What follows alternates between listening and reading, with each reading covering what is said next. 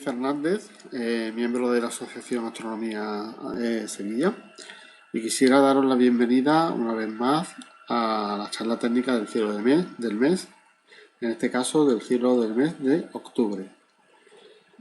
En este mes vamos a ver esta presentación denominada Vulcano, en la que repasaremos el momento histórico en el que se creía que existía el planeta Vulcano y aprenderemos un poco más cómo funciona la gravedad y de qué forma se han ido descubriendo los diferentes planetas del sistema solar y otros cuerpos más allá de los planetas. En primer lugar, vamos a aclarar que no vamos a hablar del planeta Vulcano de nuestro querido Leonard Nimoy de la serie Star Trek. Así que, bueno, simplemente desearos larga vida, pero vamos a hablar de otro planeta Vulcano. Lo que no sé es si los productores, los escritores de la serie se basaron en esta historia real que os voy a contar para denominar el planeta Vulcano de Spock, pues con ese nombre. Vamos a comenzar por ver unas ecuaciones muy sencillas y bueno, al final de la presentación os realizaré un examen sorpresa para ver si habéis prestado atención. Bueno, lógicamente es una broma. Vamos a repasar estas leyes fundamentales de la física. En primer lugar, la ley de Newton, que nos dice que dos cuerpos se atraen con fuerzas iguales y de sentido opuesto, que son directamente proporcionales al producto de sus masas e inversamente proporcionales al cuadrado de la distancia que los separa. Por otro lado, si recordamos la segunda ley de Kepler, o las leyes de Kepler, nos dicen que el Sol se encuentra en uno de los focos de la elipse, de lo que es la órbita de un planeta, y que el planeta recorre áreas iguales en tiempos iguales. Eso quiere decir que cuando el planeta está en el perihelio, lógicamente va más rápido, se desplaza más rápido por el espacio que cuando está en el afelio. Esto tiene sentido porque en órbita siempre hay un trasvase de energía, la energía ni se crea ni se destruye, un trasvase de energía entre la energía potencial y la energía cinética. Cuando el planeta está más lejos del Sol, es decir, está a más distancia, está, por ponerlo con un concepto que todos entendemos, está a más altura respecto al Sol, tiene más energía potencial y comienza a caer en su órbita hacia el Sol, va ganando velocidad, la energía potencial se va convirtiendo en energía cinética. Una vez que pasa el perihelio ocurre exactamente lo contrario. La energía cinética, esa inercia que lleva el planeta, se va transformando en energía potencial, es decir, va ganando altura y poco a poco pues el planeta va un poco más despacio. Utilizando estos conceptos podemos relacionar la velocidad orbital mediante la relación entre la fuerza de la gravedad y la fuerza centrífuga, y podemos obtener que la velocidad depende de la constante de la gravitación universal, de la masa del Sol y del radio, de la distancia a la que se encuentra el planeta en cada momento, es decir, es independiente de la masa del planeta. Bueno, pues teniendo claras estos conceptos, como podéis imaginar, es muy sencillo determinar cuál debe ser la órbita de un planeta una vez localizado y qué velocidad tendrá en cada posición, en cada momento, y cuál será su siguiente posición. Es decir, se puede determinar fácilmente cuál es la órbita que sigue cada planeta. Bien, hecho este repaso, vamos a retroceder en el tiempo y vamos a comenzar nuestra historia en el 13 de marzo de 1781, cuando Herschel descubrió el planeta Urano. Al principio Herschel no lo identificó como planeta, y pensó que era un cometa y lo nombró pues como Georgium Sidus, en honor al rey Jorge III, pero cuando analizaron el movimiento vieron que no se correspondía con el movimiento de un cometa y que efectivamente era un planeta. Bueno, pues una vez identificado como planeta y basándose en esas ecuaciones que os he presentado previamente, se comenzaron a hacer predicciones de la órbita de Urano. Las primeras predicciones se publicaron en 1792, es decir, 11 años más tarde, cuando se descubrió el planeta, ¿vale? Pero enseguida, en unos pocos años, fue una obviedad que había algo anómalo en ese movimiento del planeta. Había, si veis aquí en la gráfica, unas desviaciones en las observaciones respecto a la curva predicha de la órbita del planeta. Y por lo tanto, digamos, a la hora de determinar esa órbita del planeta, era evidente que faltaba considerar algo más.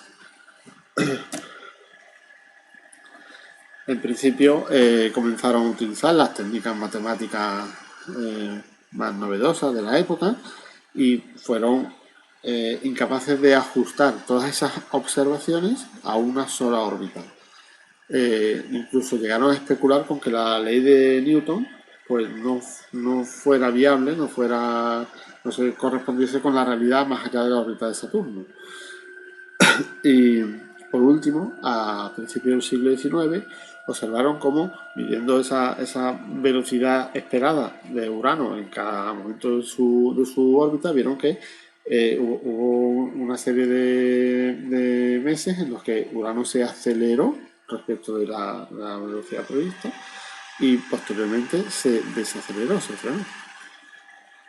Entonces, con todos estos datos ya sobre la mesa, pues comenzaron a plantearse, entre ellos Urbain Joseph Le Verrier, que era francés, y John Couch Adams, que era británico, empezaron a plantearse que esas anomalías podían deberse a la existencia de un planeta más allá de la órbita de Urano. Y entonces pues comenzaron la búsqueda. ¿Cómo realizaron esa búsqueda? Pues la búsqueda la realizaron mediante el cálculo matemático, es decir, basados en esas observaciones y en esas ecuaciones que hemos comentado, empezaron a tratar de localizar dónde podría estar el planeta que estuviese más allá de Urano. Le Verrier envió sus predicciones al astrónomo alemán Johann Gottfried Galle, que trabajaba en el Observatorio de Berlín, y esas predicciones fueron tan precisas que en la primera noche de búsqueda, la primera noche de observación, y en solo media hora, encontraron el planeta Neptuno, muy cerca de la posición que había predicho Le Verrier. Si veis aquí en este mapa, la posición que había predicho Le Verrier es la que está marcada con un cuadrado, mientras que la posición real, donde se encontró Neptuno, es la que está marcada con un círculo. La predicción de Adams fue algo menos precisa y por eso se considera a Le Verrier como el descubridor del planeta Neptuno. Bueno, ¿dónde se descubrió Neptuno? Se descubrió en la constelación de Acuario, pero muy cerca de la de Capricornio. Fue en esta región, ¿vale? Bueno, pues esto supuso un salto a la fama para Le Verrier. Fue además el primer planeta que se localizó gracias a predicciones matemáticas. Todos los planetas anteriormente se habían descubierto mediante observación directa o bien con observación con el telescopio a partir del momento de su invención. Vemos aquí en esta imagen lo que os comentaba antes, cuál era la posición predicha por Le Verrier, que es esta, cuál era la posición donde se encontraba Neptuno, esta de aquí, y cuál era la predicción de Adams, que estaba algo más alejada, ¿vale? Todo esto en esa fecha del 23 de septiembre de 1846. Bueno, pues espoleado por el descubrimiento del planeta Neptuno, que le llevó a gozar de una gran fama a Le Verrier, pues Le Verrier se propuso estudiar al detalle, al milímetro, las órbitas del resto de los planetas para ver si era capaz de encontrar alguna otra anomalía que le supusiera el descubrimiento de un nuevo planeta y digamos, volviera a ser famoso por ese motivo. Y efectivamente encontró esa anomalía. Encontró una anomalía en la precesión del perihelio de Mercurio. Es decir, una pequeña diferencia en la posición real de Mercurio cada año. Cada año parecía cambiar su posición en el momento de máximo acercamiento al Sol. La posición donde debería estar Mercurio, pues iba avanzando cada año un poco respecto a los cálculos predichos de su órbita. ¿Qué es la precesión del perihelio? Pues hay que tener en cuenta que cada planeta recibe la influencia gravitatoria no solo del Sol, sino también del resto de planetas, y como toda la nube la nube de gas y polvo de la que se formó el sistema solar y en consecuencia los planetas orbitan en este sentido antihorario que hemos convenido para los seres humanos para determinar la forma en la que gira el sistema solar, porque hemos decidido que el polo norte es el norte y que el polo sur es el sur. Si lo hubiésemos decidido al revés, pues el sentido de giro que veríamos sería el contrario. La consecuencia es que debido a esa influencia gravitatoria del resto de los planetas, no recorre en su órbita el mismo camino una y otra vez, sino que hay un fenómeno de arrastre gravitatorio en base al cual el perihelio, que sería estos puntos, uno que se produce, perdón, este es el afelio, esto sería el perihelio, se va produciendo un desplazamiento, ¿vale? Un desplazamiento hacia adelante, en el sentido de la rotación del sistema solar. Ese movimiento hacia adelante es lo que se llama precesión y sucede a lo largo de un periodo muy amplio de tiempo. Bueno, pues ¿cuáles fueron esos cálculos de Le Verrier para el avance del perihelio? Le Verrier calculó que Venus aportaba al avance del perihelio de Mercurio 280,6 segundos de arco cada siglo. Júpiter 152,6 segundos de arco por siglo. La Tierra 83,6 segundos de arcos por siglo y los demás planetas en su conjunto 9,9 segundos de arcos por siglo. Sumando todas esas cifras le salía una precesión del perihelio de Mercurio de Mercurio de 526,7 segundos de arcos por siglo. Sin embargo, las observaciones mostraban que la precesión del perihelio de Mercurio era de 565 segundos de arco por siglo. Es decir, para ellos había una diferencia de 38 segundos de arco por siglo, que actualmente, con las técnicas actuales de medida, está cifrada en 43 segundos de arco cada siglo. Por lo tanto, existía una diferencia, una irregularidad en esa posición que pues Le Verrier encontró, fue capaz de encontrar. Bueno, pues Le Verrier no se podía creer su suerte, es decir, había vuelto a repetir el éxito, ¿no?, de encontrar la anomalía que se encontró en su momento en la órbita de Urano y que llevó al descubrimiento de Neptuno. Había descubierto algo oculto dentro de la órbita de Mercurio, de forma que tiraba de Mercurio hacia adelante. Entonces, sería un nuevo planeta.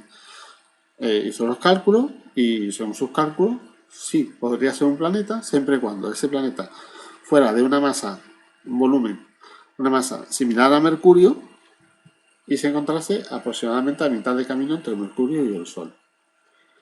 Pero eso suponía un problema, porque un planeta de ese tamaño se tendría que haber visto de alguna forma. Tiempo atrás, por los astrónomos, es verdad que estaría muy cerca del Sol, que podría ser ocultado por la luz del Sol, pero cuando se produce un eclipse, por ejemplo, se pueden ver hasta las estrellas que están cerca del disco solar. Por lo tanto, durante una eclipse se tendría que haber visto. De alguna forma se tendría que haber conocido.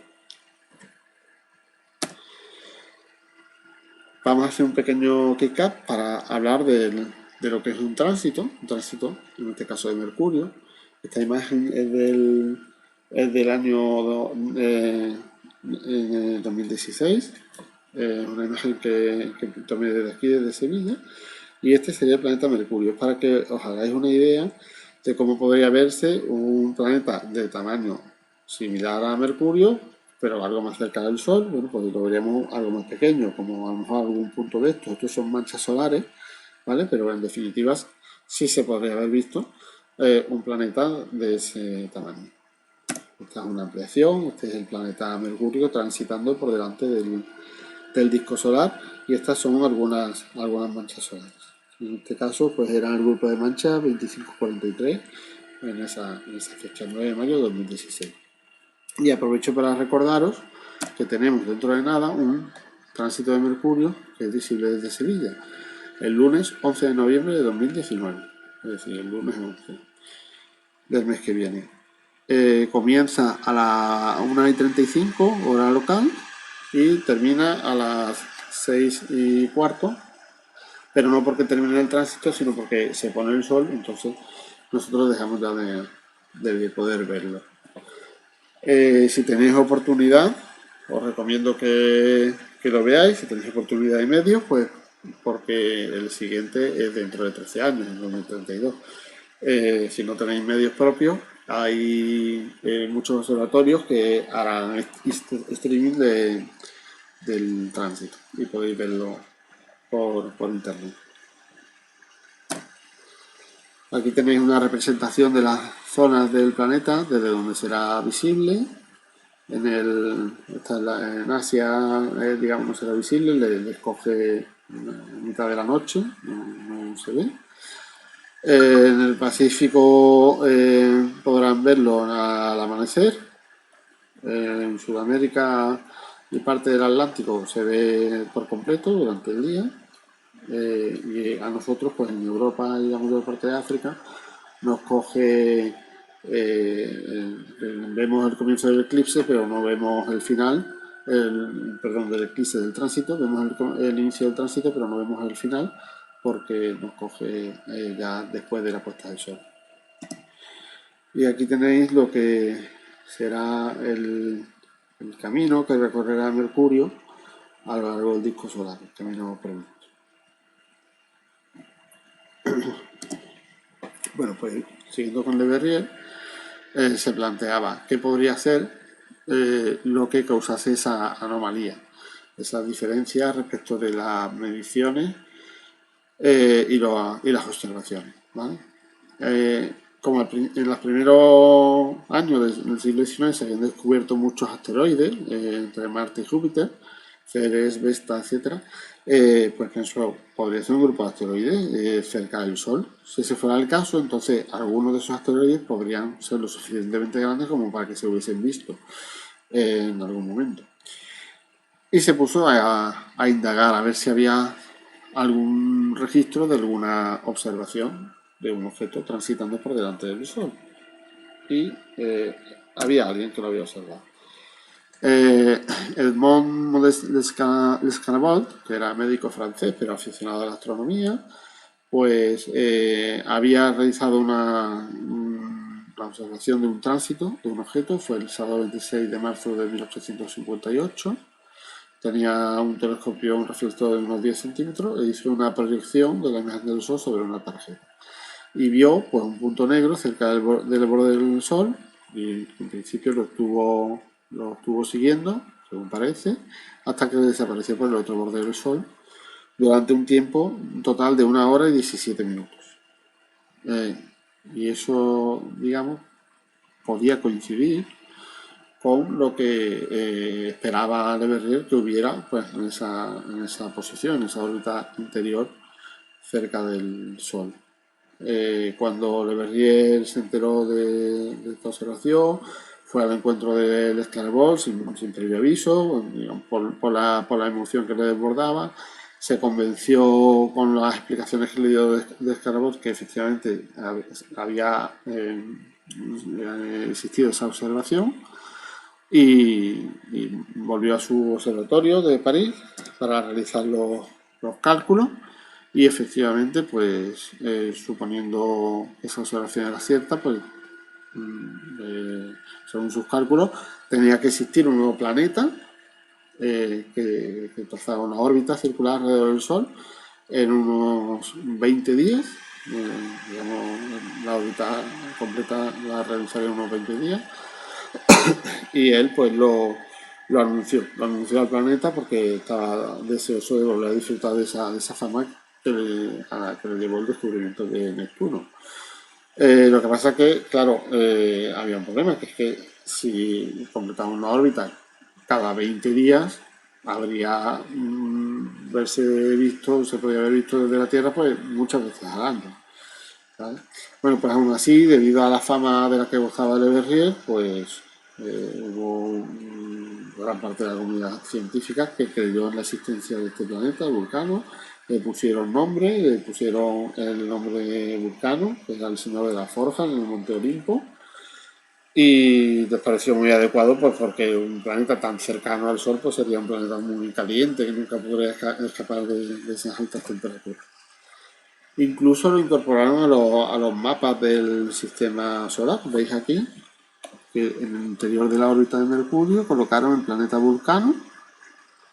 Este mapa está en millas, pues está a 16 millones de millas de distancia del Sol. Bueno, pues, como sabéis, no existe tal planeta, no existe un planeta en el interior de la órbita de Mercurio. ¿Y cómo se demostró? Pues se demostró gracias a la astrofotografía. La siguiente oportunidad para observar el tránsito que creían que era el planeta Vulcano, pues la calcularon para el 29 entre el 29 de marzo y el 7 de abril del 1860 y no consiguieron ver nada. Fueron pasando los años, algunos decían que habían visto el planeta, otros decían que no. Y el 7 de agosto de 1869 pues se produjo un eclipse total del Sol. Ese eclipse fue observado por un pionero americano de la astrofotografía, que era Benjamin Arthur Gould, que llegó a sacar 42 fotografías de la nebulosa Corona, que es la nebulosa que rodea al Sol, y que solo se puede ver durante un eclipse. Y en ninguna de ellas aparecía nuevo planeta. Posteriormente hubo otro eclipse en 1878, en el que volvieron a fotografiar y apareció un punto rojizo cercano al Sol. Pensaron que podría ser Vulcano, pero no. Como lo comprobaron, pues era una estrella, era Zeta Cancri, que era una estrella de la constelación de Cáncer. Y entonces, pues finalmente la realidad cayó por su propio peso y determinaron que Vulcano no existía. Pero fijaros que estábamos ya a muy pocos años del inicio del siglo XX, es decir, casi a finales del XIX y muy cerca al principio del siglo XX, seguían creyendo que existía un planeta más en el sistema solar, que era el planeta Vulcano. Bueno, pero no podemos obviar que las observaciones son las observaciones y la diferencia seguía estando ahí. ¿Cuál fue la explicación o cuál es la explicación respecto a esa diferencia? Pues fue Einstein quien con la teoría de la relatividad pudo explicar la diferencia en esa posición anual del perihelio del Mercurio. La teoría de la relatividad se basa en la gravedad, al contrario de lo que postula o lo que está asumido en la ley de la gravitación universal de Newton. La gravedad se propaga, es decir, no es instantánea, sino que se propaga por el espacio a la velocidad de la luz. Y por lo tanto, esa fuerza de gravedad tiene que ser corregida por un término que depende de la velocidad a la que se mueven los cuerpos entre sí. Por lo tanto, una vez que ya tenemos en cuenta los efectos de la teoría de la relatividad, sí que cuadran las predicciones con las observaciones.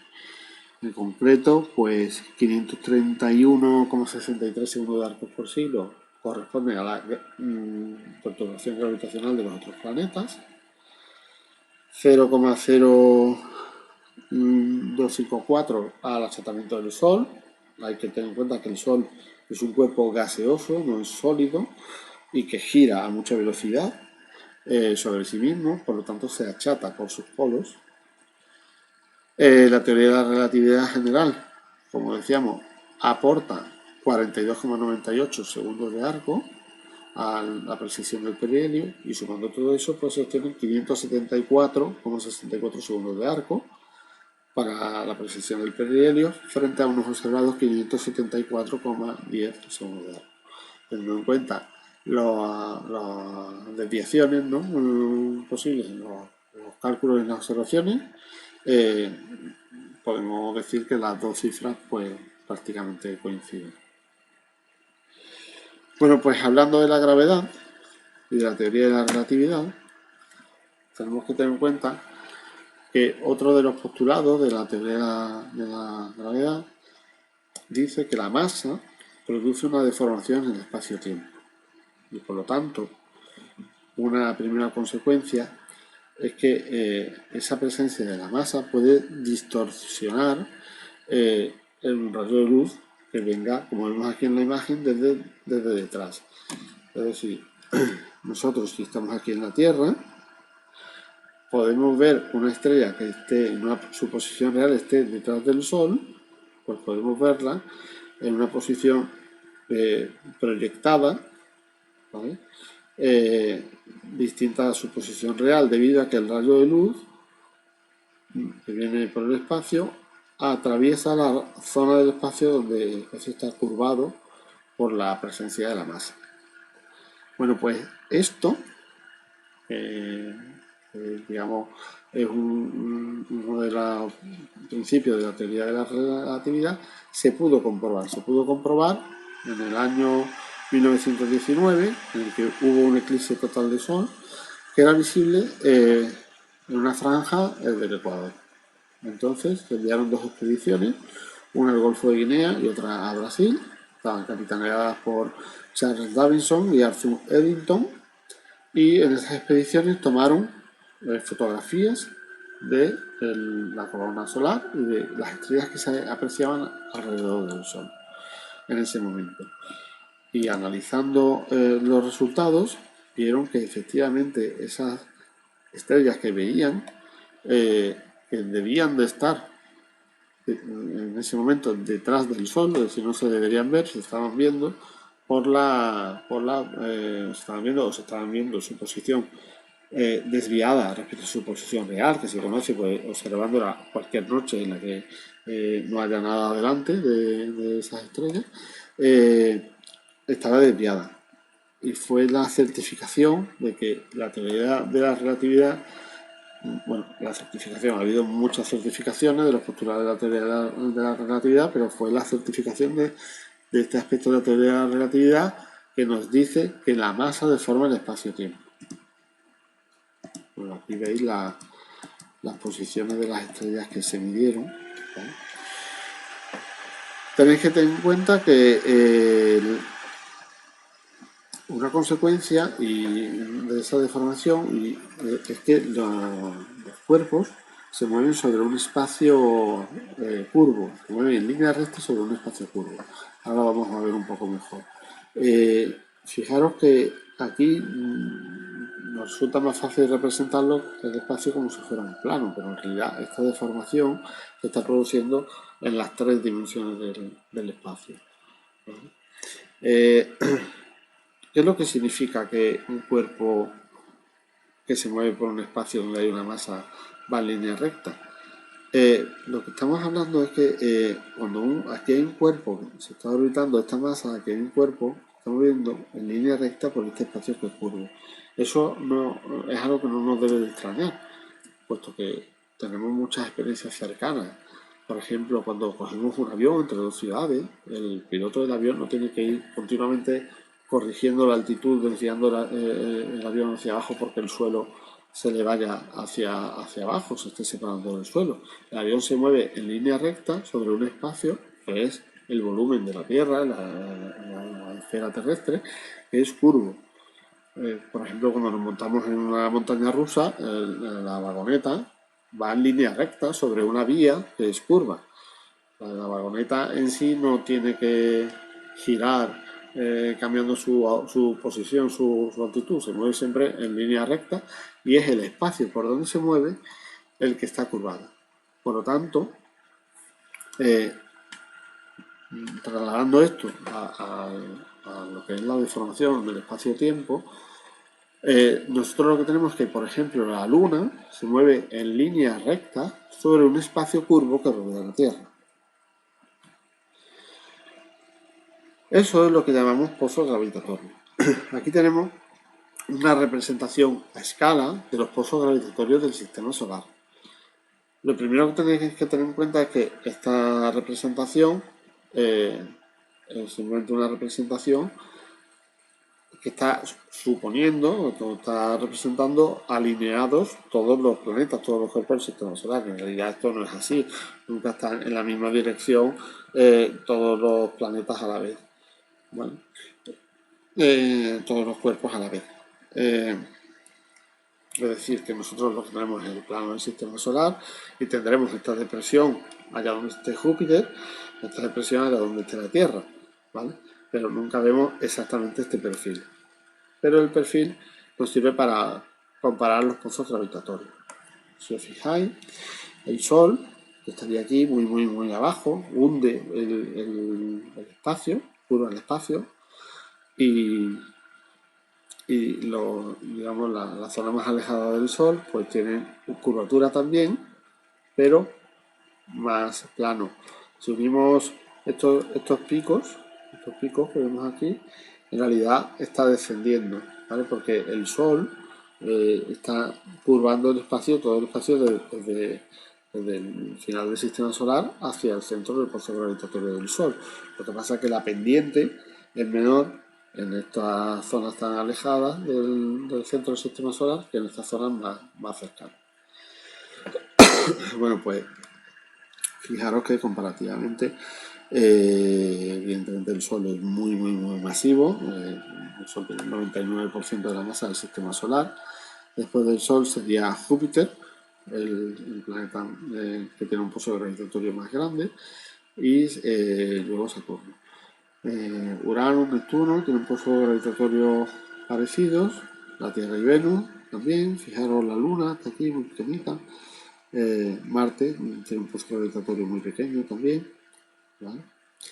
Fijaros que, por ejemplo, el pozo gravitatorio de Marte pues acabaría aproximadamente a 1286 kilómetros de altura, mientras que el de la Tierra está a 6379 kilómetros de altura, que es donde se ponen los satélites geoestacionarios.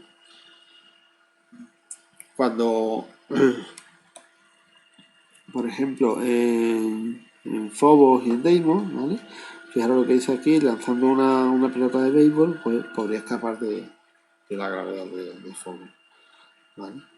Y en Deimos pues puedes escapar con una bicicleta y una rampa, ¿no?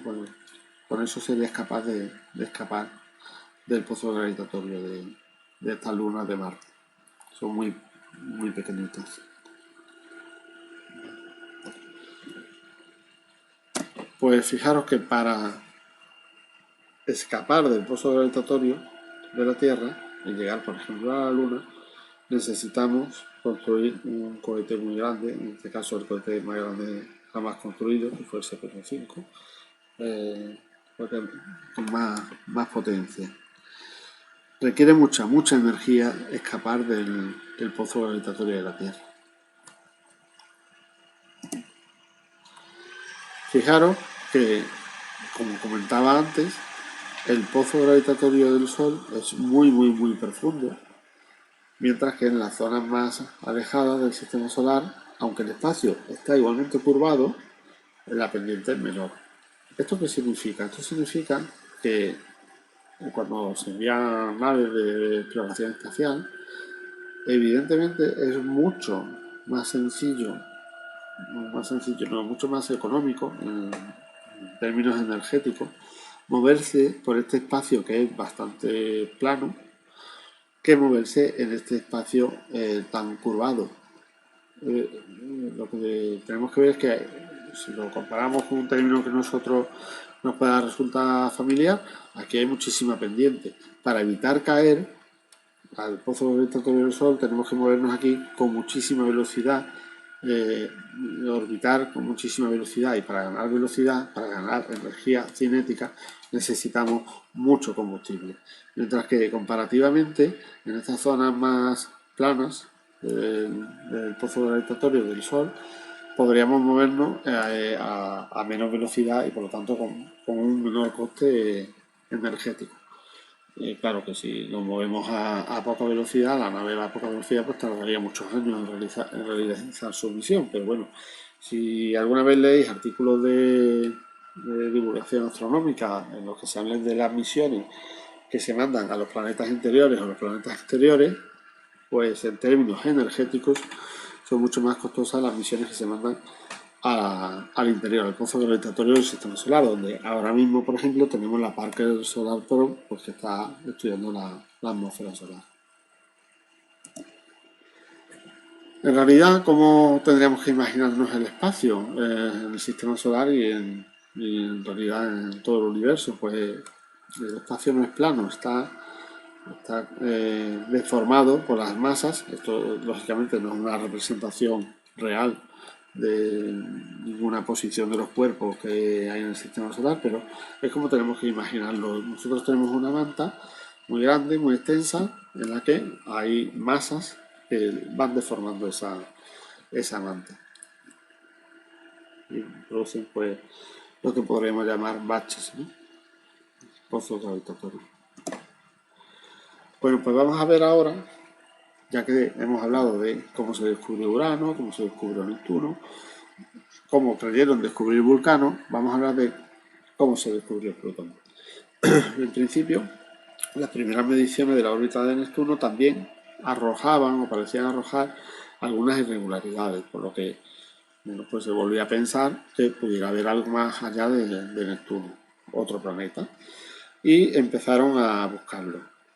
El planeta que se descubrió en 1930 por Tombaugh, pues evidentemente quedó claro que no era un planeta gigante, porque su diámetro era de las 3/4 partes de la Luna, es decir, muy pequeño. Ese planeta era Plutón. Y desde el principio se identificó que ese planeta tenía una órbita extraña, diferente a la del resto de los planetas, mucho más alargada, inclinada a 20 grados respecto al plano de la eclíptica. ¿Cómo se descubrió? Pues ya con técnicas de astrofotografía. Esta es una imagen histórica del descubrimiento de Plutón. Si os fijáis, este es Plutón el 23 de enero de 1930. Y unos días más tarde, el 29 de enero de 1930, se hace una fotografía y se compara qué es lo que se ha movido, qué puntos son los que se han movido respectivamente entre ellos, de unos a otros, y se encuentra que aquí el único que se ha movido es Plutón. Si os fijáis, pues como lo vemos, aquí hay un conjunto de 5 estrellas, forman como el 5, ¿no?, de un dado. Aquí tenemos ese mismo conjunto y una estrellita adicional que es Plutón, ¿vale? Pues vemos que unos días más tarde, pues 6 días más tarde, ese puntito se ha desplazado de esta posición a esta otra, donde antes no había nada. Aquí a la derecha de estas dos estrellas, 1, 2, aquí no había nada. Aquí ahora tenemos 1, 2, 3. ¿Vale? Pues este sería Plutón. Y vamos a hablar de los transneptunianos. Con el desarrollo de las cámaras digitales y aplicando el mismo método de Tombaugh, que es tomar imágenes consecutivas y buscar movimiento en ellas, se descubrió en 1992 el siguiente objeto transneptuniano. Es decir, desde que se descubrió Plutón en 1930 hasta 1992, pues no se había descubierto ningún otro objeto transneptuniano, ¿vale? Es decir, 62 años pasaron entre uno y otro descubrimiento. Sin embargo, ya se ha acelerado el descubrimiento de ese tipo de objetos y en 2002 pues ya se conocían más de 500, ¿vale? Es lo que conocemos como el cinturón de Kuiper, que es un cinturón de asteroides más allá de Neptuno. Plutón podría haber seguido siendo clasificado como planeta, Pero en 1999 Mike Brown, que algunos lo conocemos de los cursos online de Caltech,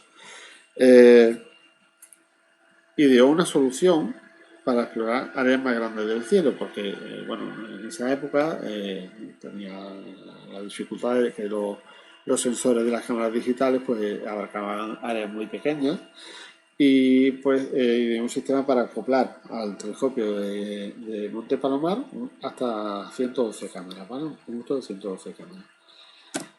Bueno, pues el 5 de enero de 2005 se encontró con la siguiente secuencia de imágenes en la que se ve, fijaros aquí, este punto que se está desplazando respecto al fondo de estrellas fijas. Este punto es el planeta enano Eris, que tenía un tamaño similar a Plutón e incluso más luminosidad, era más brillante, con una órbita más alargada y más inclinada, tiene 45 grados de inclinación. Y fue el detonante para que la Unión Internacional de Astronomía estableciese la categoría de planetas enanos y reclasificase a Plutón como un planeta enano. Bueno, pues fijaros cómo hemos pasado por distintas técnicas de descubrimiento de planetas y de cuerpos del cinturón de Kuiper. En este caso, los cuerpos del cinturón de Kuiper se descubren mediante técnicas fotográficas. Previamente los planetas, la mayoría se descubrieron mediante la observación directa y Neptuno se descubrió mediante la predicción matemática. Y así creyeron también descubrir a Vulcano, pero se demostró que no existía. Y a partir de ahí, Plutón y los astros neptunianos se han descubierto con técnicas fotográficas. Vamos a hablar del planeta X. Supongo que habréis escuchado alguna vez hablar del planeta X.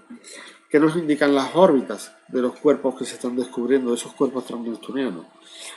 Nos indican que, debido a su interacción con Neptuno, la mayoría de sus cuerpos, pues tienen órbitas muy excéntricas y tienen una inclinación muy elevada. ¿Veis aquí? Bueno, pues tenemos la representación del sistema solar, aquí estaría Neptuno, Plutón, y todo esto ya pues es el cinturón de Kuiper donde se están descubriendo muchos cuerpos, ¿vale? Y por lo tanto veis que aquí hay ya mucha variedad de inclinaciones en las órbitas. ¿Y esto cómo puede ser? ¿Por qué tienen estas órbitas excéntricas y esta inclinación elevada? Bueno, pues si recordáis cuando hablamos en el mes de diciembre del año pasado de la formación del sistema solar, el modelo de formación del sistema solar, al principio, cuando se formó el sistema solar, la nube de gas y polvo que está en rotación alrededor de la protoestrella, pues una nube uniforme. No pueden existir cuerpos que tengan órbitas excéntricas, porque si la órbita es excéntrica, como dicen las leyes de Kepler, habría una diferencia en su velocidad entre el perihelio y el afelio, como vimos en las ecuaciones del principio de la presentación, y esa diferencia de velocidad se traduciría en que si el cuerpo en algún momento va más despacio que el movimiento de la nebulosa que está formando el sistema solar, recibiría un viento de cola que igualaría su velocidad a la del cuerpo, a la de la nebulosa.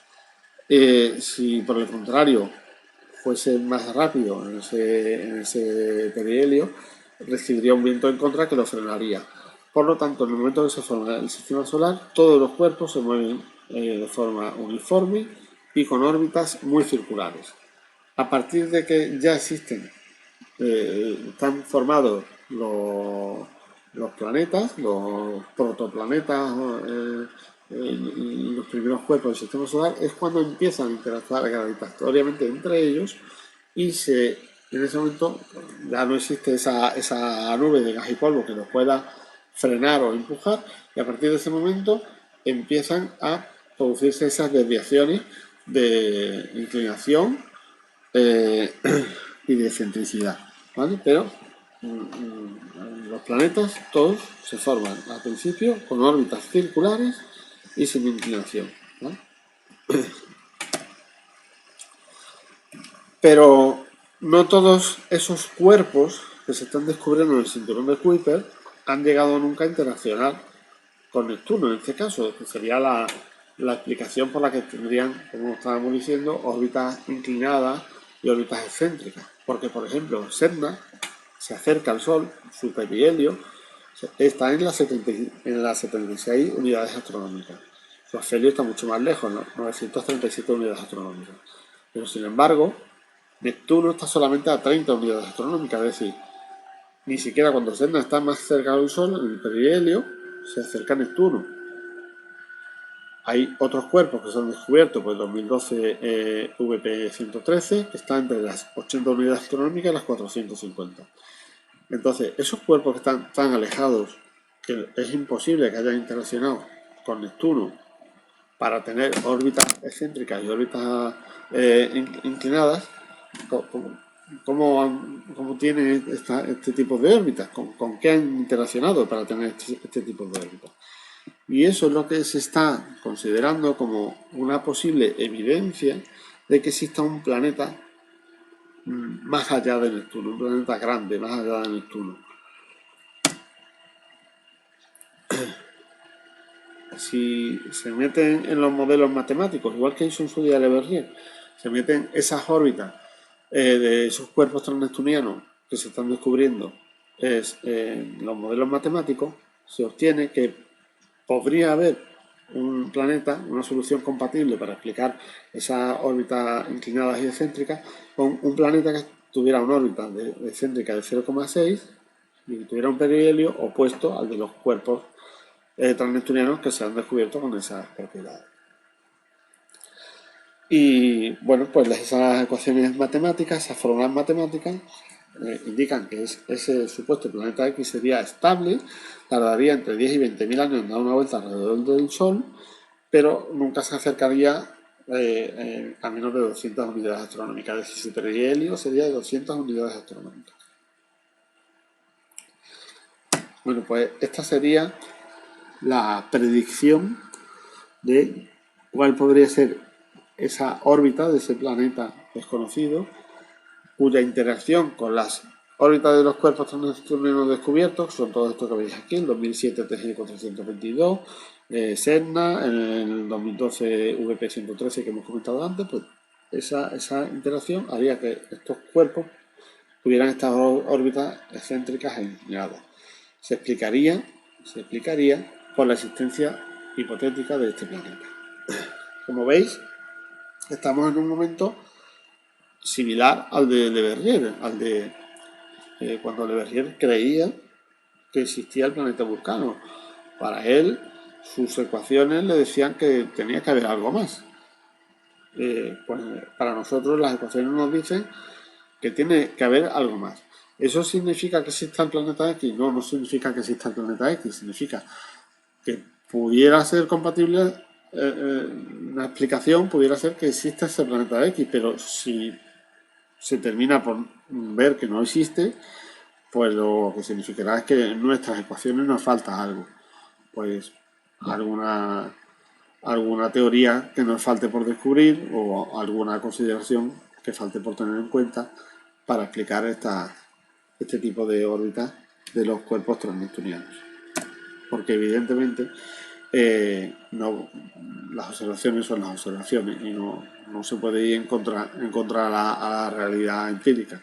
Y por lo tanto habrá que adaptar las teorías, las leyes y las ecuaciones a la realidad. Habrá que encontrar la forma de casar ambas cosas. Bueno, pues si veis aquí, esta es la zona donde se está buscando al planeta X actualmente, ¿vale? Con el telescopio de Subaru. Y por ahora se ha descartado que sea un planeta gigante, porque un planeta gigante pues tendría más temperatura, el propio movimiento y presión del gas. Se ha descartado que sea un planeta gigante al realizar observaciones con el telescopio infrarrojo, ¿vale? Entonces, como no se ha encontrado, pues se descarta. Y se está especulando con que pudiera tratarse de un mini Neptuno o una supertierra. Y recordemos, cuando el año pasado os hablé de los modelos de formación del sistema solar, que existe un modelo, el modelo de Niza, que explica las posiciones actuales de los planetas, llegué a explicar las posiciones actuales, y compatible con ese modelo es que existiera un planeta, un quinto planeta gigante que fuera expulsado del sistema solar. Recordando rápidamente lo que dice el modelo de NISA, pues es que inicialmente el sistema solar se formó de forma más compacta, ¿vale? Estaba en principio Júpiter en 5,6 unidades astronómicas y Saturno en 8,6. Y la interacción entre ellos dos hizo que Saturno se fuera desplazando hacia afuera, y evidentemente en algún momento de ese desplazamiento hacia afuera, Saturno hacia afuera, Júpiter hacia adentro, llegaron a cruzar la resonancia 2:1, es decir, por cada 2 órbitas de Júpiter, Saturno daba una órbita. Cuando se produce ese momento, esa situación de resonancia, la influencia sobre el resto de los cuerpos del sistema solar es muy alta y introduce en el resto del cuerpo pues bastante alteraciones de sus órbitas en lo que es la inclinación y la excentricidad. Aquí vemos las simulaciones, por recordarlo, pues esos movimientos. Este sería Júpiter, este sería Saturno, y estos dos pues serían Urano y Neptuno. Bueno, pues las simulaciones con el transcurso de los años vemos que son compatibles con el desplazamiento hacia afuera de Urano y Neptuno, el empujón gravitatorio hacia todos los cuerpos estos del cinturón de Kuiper, haciendo que tengan más excentricidad, ¿veis? Y la estabilización al final pues de las órbitas. Y este modelo, aunque no llega hasta el escenario final, es compatible con la existencia de un quinto planeta. Bueno, pues sin más, muchas gracias por vuestra atención una vez más a la charla técnica del cielo del mes de la Asociación Astronomía Sevilla. Gracias.